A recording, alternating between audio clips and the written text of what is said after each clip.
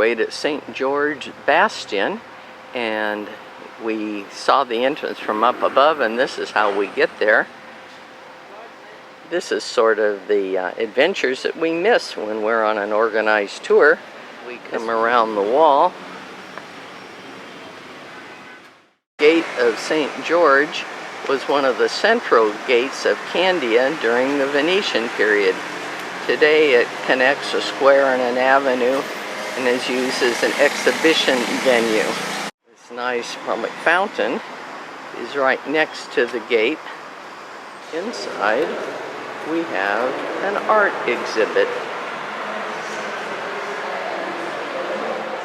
Another gate into the city. The other side's for cars, and this side at this point is just for pedestrians.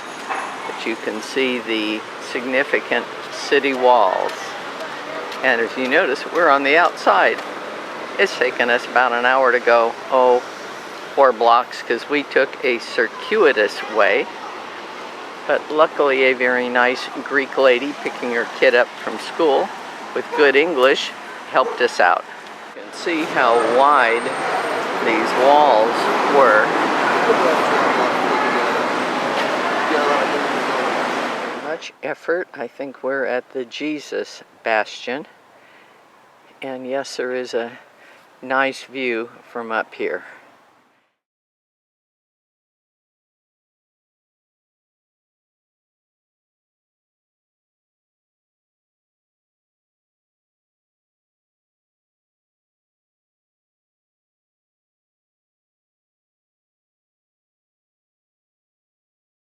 So we're up on top of the walls.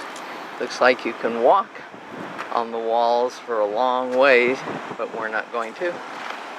And there's the city and the Mediterranean below. This is the grave of the famous Greek author Nikos Kazantzakis. He's the author of Zorba the Greek, among other things, very well known. Here's the next gate into the city.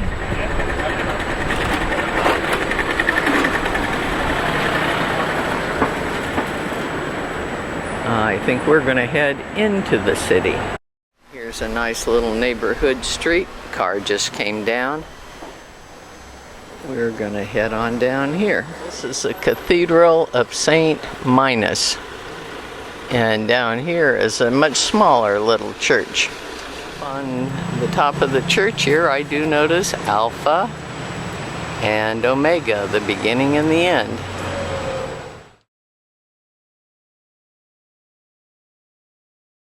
I've seen several schools, and every one of them has a chain and padlock. Now this one does seem to be unlocked, but most of them are locked.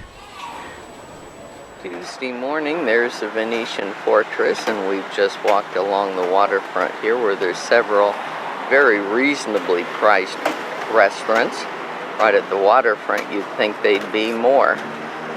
Over here, I don't know if this is an archaeological dig, but they certainly have uncovered some ancient stuff. So this is ancient, obviously. And over here has been rebuilt or reconstructed. Another angle we can see down here.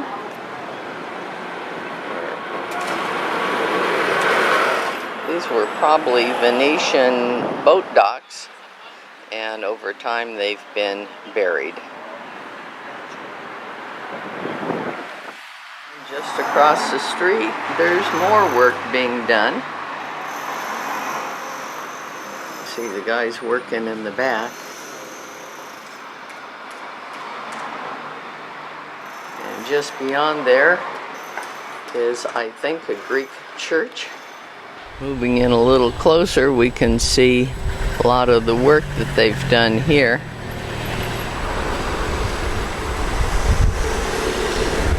They've just built this wall. This young man has been making these big pieces of rock into smaller pieces of rock. And I can see the whole project. When I started, I was standing on the stairs over there with that chunk of wall in front of me. I could do some work on that building too.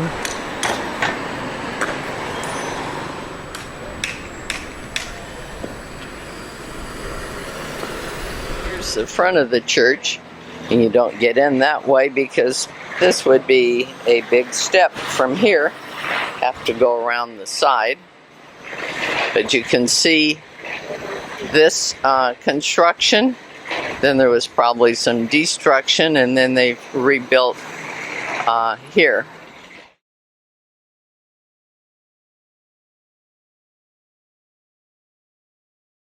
The Church of St. Peter, and they're doing major archaeology and renovation work here.